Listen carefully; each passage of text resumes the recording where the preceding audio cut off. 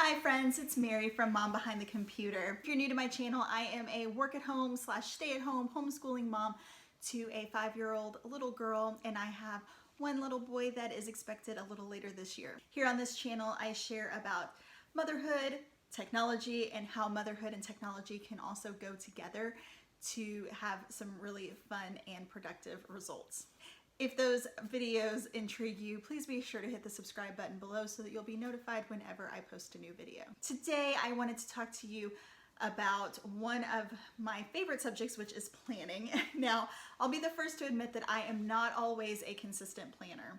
I find that when I do plan consistently, it does help me quite a bit, but I am one to often fall off of those habits, so I'm always looking for a better, more seamless way for me to plan. Throughout the years, I have been through so many planners. I have been sort of on and off consistently planning for over 10 years now. And even further than that, back in middle school and high school, I also had planners that I kept off and on. And I find that when I'm on with planning, it really helps me. And I love looking back at those old planners and old calendars and things like that. But it's an ever-evolving process. I had one of my friends who had heard about my history with planners and journals and how it's evolved over the years and asked me if I had ever done a video about the differences between paper planning and digital planning, because I share a lot about digital planning here on the channel. She wanted to know if I had ever done a video about those differences, and I said, I don't think I have, although I may have mentioned it in a couple of videos. So I thought that that would be a great video to record for you today. So today we are going to be talking about the differences between paper and digital and why you might want to choose one way or another based on your preferences. I also have some notes on my computer, so if you see me kind of glancing that way, that's why. Looking back on my digital calendars, I think that I probably started really digitally planning in about 2010, 2011. That's when that became the prominent way that I decided to plan. Before that, it just really wasn't as easy to do, especially with like a mobile device. I wasn't always around a computer. And so I stuck with paper planners. And this is one of my very old paper planners. What I loved about this one is I made all these different covers. Like this is my Valentine's one, isn't it so cute? And I had the ring bound system. This was before the Happy Planner actually. These are Lavender rings, and I love being able to switch things out. This is one of my very oldest ones, and I really did like it and things like that. But before that, I used even planners that my office would give out just because I had it at my office. And that was probably the time in my life when I was absolutely most consistent when planning, was when I worked at an office desk, because I was there for 8 hours a day at least, and I'd always have my planner open. So anytime that anything popped in my head, I would jot it down. I really wasn't involved in as much because I wasn't a mother then. I didn't have my virtual assistant business then. I didn't have several of my volunteer positions then, and I also, I wasn't a mother then. So I was at work for, 8 hours a day. Things got pretty simple, but I did consistently journal. I would journal my weight. I would journal what was things that I need to keep track of for work. I would journal things that we did in the evening, and those were, I say journal, plan. I kind of use those interchangeably because I think that if you just write down what you do in a day, I didn't write a lot of my feelings, but when I wrote down like what I did in a day, I consider that journaling. So it's really fun to look back on those now and actually, honestly, to see how consistent I was and how my life was at that time. That sort of changed when I took on more commitments and when I wasn't working in an office anymore, especially when I became a mother and I became a stay-at-home mom, and when I became my full job being a virtual assistant. Things changed because I was holding a baby at the time, or I was working around the house, and just it didn't work well for me to always have my planner open because I wasn't always at it. So that's a little bit of history about me and my process with digital and paper planning, and kind of why I feel a little qualified to share my thoughts and opinions with you during this. I haven't always been one way or another, and honestly, as much as I find one way tends to work for me better at this stage in my life, I'm definitely not one to say don't use another way. I want to openly share with you the pros and cons of paper planning and digital planning so that you can really think through which will be best of your stage in life. First, we're going to talk about paper planning. So I have a couple of paper planners here. Like I said, this is one of my old favorites. This is actually a happy planner. Can you see the hearts? There we go. This was a faith planner, and I have used this, and I'm not saying I'll never use this. This is something I got recently. So a couple of things I want to share about paper planning. The pros, the amazing reasons you should use paper if you feel like it is the best fit for you is one, gorgeous. There are so many amazing paper planners. Back when I was planning on paper, there were not as many paper planners in the world. They were definitely not focused towards women like they are today. But if you're in the paper planning world in today, in 2020, or after probably, you will know that there are just gorgeous, gorgeous planners out here, and you just want to hug them like they just look so pretty. I get sidetracked every single time I go into the store, buy paper planners, because they're just amazing. They're just beautiful. They're also fun. I love seeing the different types of paper planners that there are in the store. They literally, if you can think it up, there's probably a planner for it, or some sort of thing that you can put together. I also love watching YouTube videos about planning and seeing the different ideas that people have and the accessories and things that they have. I love watching those, even though I don't primarily paper plan at this time, because they're fun. They're a whole lot of fun. I also love that it's very easy to archive these. So I am a big fan of keeping records to look back on, and it's so easy to do that with a paper planner. You just take your planner that you're done with and you put it on the shelf, and then when you want to look at it, take it off the shelf. It's so easy to archive, and it doesn't take any extra steps to do. I also love how easy it is to collaborate. I am, I don't want to say jealous is not the right word, but I do wish that there was some way with digital planners to be able to do what a lot of paper planners do, which is get together and sit down and work on their planners together and being able to collaborate and share in that way. I love that. And I wish that there was sort of something you could do like that with digital planners, but I just can't figure out how that would be other than what we already do in some Facebook groups and sharing in that way. It's also very tangible. So this is not as big a deal for me, although there are some areas where tangibility really helps, but I know that it is a big deal for some people. So some people really need to be able to hold something. They need to be able to see it, and they need to be able to physically write in it. And that's cool. If that's you, paper planning is probably the way to go. I also love how easy it is to sort of bookmark and flip back and forth between spreads that you want. I've found relatively easy ways to do this with a lot of different apps, depending on how I digitally plan. It's not impossible, but it does take steps. So it does take an extra click or something like that. And I will admit that it just feels easier to flip through a paper planner. Also, like I was saying, when I worked in an office, it is so easy to just sit out and look at. And I actually, over the holidays, I had to get out a paper to-do list because I had so much I needed to do around the house that I needed something I could sit out and would just bug me and look at me. And that worked really well. That is something that can be very good about a paper planner, especially if you're in one area of wherever you're at during a day and not up and around and out and things like that. It's also not technological. So really, if you don't like technology, this is a great thing to do. If you're trying to cut down on technology, paper planning is the way to go. And if you just don't want to deal with batteries and things like that, paper's the way to go. I can't deny that. There's no other exchange in that. It's nice to have some paper and not technology that can be crazy at times sometimes. So those are all great reasons to paper plan, and if that feels like it's right for you, those are great reasons to stick by. Now, paper planning also has some cons. So one, I don't have them all with me, but I do have some supplies around here from when I paper planned. And this was even before paper planning was a thing.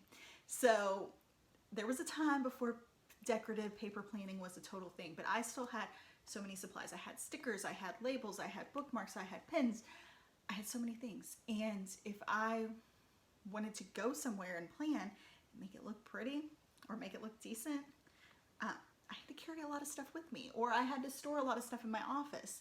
You don't have to have that. You can have a simple planner and pen, but even so, you still have to buy the paper and the pen, and you still have to have it around. You also have to carry all of that all the time. So say you're going completely minimalistic and you're only carrying your pen and your planner, you still have to carry your pen and your planner. Nowadays, as a mom of a 5-year-old, I don't always have to have a gazillion things on me. So often if we're going somewhere and I know she has a bag with a change of clothes in the car, I will just carry my phone in my pocket and my keys on my wrist. And I can't do that if I need to carry my planner too. I have to have a bag with at least enough room for my planner in it. Not to say that I don't always carry, sometimes I do carry bags like that, but I like having the option not to. And if you have a big planner, which if this is a really small planner in the planner world, these are, average sized planners, and normally they're thick. I don't use these all the time, so they're not. If I was to use this as my primary planner, they would be at least this thick, if not thicker, and I would always be carrying it around with me because I wouldn't want to not have my calendar and my plans with me there. There's also only one copy of your planner as a paper planner, and this means if you lose it, if you destroy it accidentally, if someone takes it, if something happens to it, it's gone. And that is heartbreaking to me. Like that sort of gives me a little bit of like anxiety in my chest, which is silly. But like I said, I have a lot of my old paper planners, and this is sort of like one of those things that doesn't normally happen, but it still is a possibility. And really, you don't have a backup for your paper planners. If there was something to happen to my paper planners, all of those memories would be gone and there would be no backup. Also, and this is one of my largest reasons for digitally planning at this time in my life, is it's really challenging, in my opinion, to paper plan with children. So one, when you have a young baby, chances are you're holding that baby a good deal of your time. And that's a good deal of your downtime. So maybe you have one of those magical babies that sleeps and naps and doesn't want to be on you during that time. I did not have one of those with my first child. I do not know what to expect with the second child. But nonetheless, I expect to be holding that baby a lot of the time, and a lot of that to be downtime, that the baby might be sleeping and I can just be enjoying the cuddles, but my brain, it can be doing something else. If I have a paper planner, that process means I have to have the paper planner near me. I have to have the pen near me. I have to be able to open the planner with one hand and write and decorate or whatever I want to do with that planner. As my daughter got older, when she was a young child, I realized that even if she was playing happily, independently, and did not want me, if I opened my planner, she suddenly appeared with a crayon. And oh golly, did she want to decorate the planner just like she thought mommy was doing. And I think that's adorable. I think it's sweet. But by golly, when I'm trying to plan my life and note down things and she's scribbling on it, it makes it really difficult to plan. So for me, planning with children can be challenging with a paper planner. There's also the act of messing up. So I am someone who messes up in their planner quite a bit, and that means a lot of line throughs, a lot of strike throughs, a lot of whiteout, a lot of things like that. And honestly, the more I have in a planner like that, the more I don't want to use it, and that's disappointing and not something that I really want to be a part of. That's just a preference of mine. Some people don't mind it, but I want my planners to look pretty like everybody else's. There's also a cost associated with planners. Now, it's not to say that every digital planner is free, but there are a lot of free options where you can use those consistently. Google Calendar comes to mind as far as a calendaring system, and OneNote comes to mind as far as like a notebooking system. They are completely free, and you can continue to use them throughout the years at completely free. For a happy planner, you're probably paying at least about $15 every year. I've seen Erin Condren's go up to like $50 a year. There are other planners that can go up to $100 a year. And that's not including any accessories or any cute things to carry them in. Also, you have to look at your handwriting all the time. I have mixed feelings about my handwriting. Sometimes I love it, sometimes I hate it. But I will say usually when I'm going fast, which often I would need to be when I'm in a paper planner, didn't love my handwriting, and looking at it just didn't make me feel all warm and fuzzy because I didn't have beautiful handwriting like everyone else. So those are my cons about paper planning. If any of those really strike you, that means that paper planning may not be the best for you at this stage in your life. A lot of those are focused on things that I feel in my stage of life, and that may not be things that are big deals for you, but those are the things that I find just not as fun about paper planning. All right, let's talk for a minute about digital planning. Ooh, sorry, my iPad case was falling down. You see that, gosh, I'm trying not to have the glare. You see that I am on this was an old scanned Happy Planner. Just like there are dozens and dozens and dozens and hundreds, probably even, of paper planners in the world, the same can be said about digital planners. So when I speak about digital planning, right now I'm just speaking about the overview of planning on an electronic device. This could be from something as simple as a Google Calendar. This could be something more complicated like a scanned Happy Planner. This could be an electronic planner that you use in GoodNotes. This could be an electronic planner that you created in OneNote, things like that. If you're interested in talking more about the different types of digital planning, I'd be happy to do a video like that. Let me know in the comments below. I'm not going to get into all of that in this video, but just when we're talking about digital planning, we're talking about planning that uses an electronic device as its base. And since most of those fall into this category, we're talking about one that can be accessed on any device. So your computer, your phone, your tablet, that sort of thing. I think most of them at this day and age have that, but just to clarify, that's kind of what we're talking about. Again, I have notes, so if you see me looking over there, that's why. All right, the thing I love about digital planning is it's always with you. I always have my phone with me for a couple of reasons. One, I have some family members who are ill, and I always want to be accessible quickly and easily, so I always either have an Apple Watch on, connected to my phone, or I have my phone with me, or within a quick 3 steps, pretty much. Also, my phone is my camera at this stage of my life, and my daughter's really cute. Sometimes she does really funny, cute things, and I want to capture it on camera, so I always try to keep it where I can reach it quickly. Therefore, my planner is always with me, so if I am out somewhere and I have a little downtime, I can quickly go in and work on my planner. If I am at a doctor's office, I always have my planner so I can schedule a future appointment. If I get a call from someone with some notes that I need to take, I can always quickly take those on my digital planner. It's just always with me, and even within the house. So this was something that I struggled with a paper planner, trying to use one as a mother.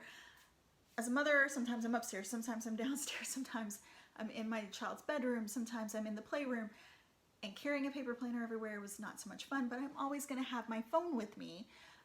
So if my child gets wrapped up in doing something and they just are completely ignoring me, I can pick up my planner and do that quickly and easily, and just while my planner is there with me. Also, there are backup copies. So we talked about this kind of in the no backup copies about the paper planner.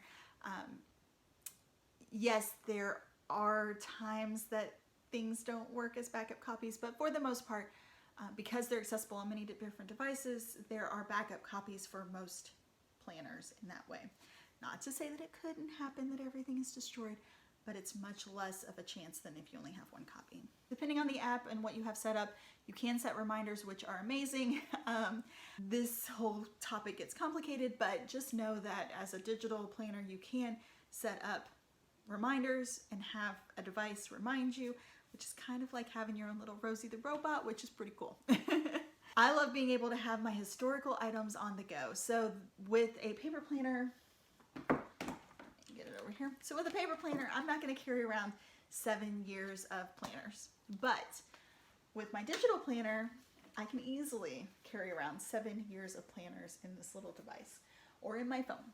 And so if I need to look up something from several years ago, I can look back and see those easily and quickly without carrying a lot of bulk with me. I also love that it's searchable. I use this feature quite a bit. I love being able to look back and see like when our last haircut was, when our last doctor's appointment was, easily by searching and even searching ahead to things. That seems to work really well, and it helps my brain to know that I can search for things when I need to find it. I also like that things are small, so even, I'm trying to look here. If you look, the thickness, even with a keyboard on my iPad, is smaller than my planner and about the same size. I also have my phone. It's very easy to just throw in my pocket and go. I don't have to carry a big bag. I don't have to have all of that stuff with me. It's just small, compact, ready to go. I also like that it's shareable. Honestly, I use this very little in my life because a lot of my people prefer paper, but if I wanted to, I could easily share my calendar with someone else or share my spread with someone else without having to make a photocopy or update and mark out frequently. I also love how easy it is to add sort of memorabilia to a digital planner. This isn't as easy with something like Google Calendar, but if you're using one of the other things, you can often add photos easily, even videos and sometimes audio recordings, which is a very cool feature. And it's not to say that you can't add photos and things easily to a paper planner, but it's nice that you don't have to print all of that. And you can choose handwriting or typing. So depending on the app that you're using and what you want to do with it, you can choose. Do you like to handwrite, or would you prefer to type, or would you like to do both? You get to choose on that. All right, so to the cons. There are cons to digital planning. There are a lot of them, probably more than I have listed, but here are some that spoke out to me. So one, they are just digital calendars. While I don't know if more people may use them, it's just not as popular in today's culture, and so you kind of feel left out when everyone's doing the beautiful calendars, the beautiful paper planners and things like that. It can be super easy to feel left out as a digital planner. It does require electronic usage. So there are times when I want to decompress from electronics. I am an electronic digital girl, but there are some times that I'm just like, oh, I don't want the alerts and all of those things that you can silence but still are there, you know. I just don't want all the temptations and things like that. And there's just no way around it. If you have a digital calendar, you've got to be able to access it some way. It's not always open and available. So this is something that is really challenging for me because I do work better if I have something staring at me. There are times when I'll actually plan digitally, but I'll write it down just because I need something staring at me. And there's not really a great way, in my opinion, to do that with a digital planner. So you do have sort of the exchange of, you can set reminders, but you can't always be looking ahead and things like that easily. Apps don't always do what you want. So there are so many features that I wish were in a digital calendar, and apps just, I'm not an app developer, so apps don't always do what I want, and that can be frustrating. All right, this one, crashes can happen. So I have had times that digital things have crashed or had an issue, and I've just lost things. It doesn't happen often. It happens so infrequent that it's almost not worth mentioning, but it does happen, and it is a scary thing. To me, the risk is not as high as only having one copy, but it is possible. All right, and the final one that I have personally on my list is archiving does take extra steps. So I know that at any point, I've been in the digital world enough to know that at any point, the digital format that you're in could go bye-bye. Even Google can go bye-bye. So what I try to do is I go through and print copies of my planner just for archival purposes and my journal for archival purposes, and I keep them in a notebook just to have a backup physically. However, that takes extra steps. You got to do that all the time consistently so that you have the most up-to-date copy. And you kind of have to store that physically, which is a kind of a bummer as well. So that is sort of one of those things you have to consider if you even want to do that. It may be that it doesn't matter to you to have archival purposes, but I think it's fun to look back on and enjoy. So those are my reasons, pro and con, for paper and digital planning. What type of planning do you currently do? And do you have any plans of changing that? Let me know in the comments below. And if there's any other videos that you'd like about digital planning or paper planning, please be sure to let me know in the comments below as well. I love to make videos like this and to talk about this. So I would love to get your feedback. If you'd like to see videos like this, please be sure to hit the subscribe button because I'm sure I'll be having more of those in the future. If you like this video, please give it a thumbs up, and thank you so much for watching. I hope you have a blessed day. Bye-bye.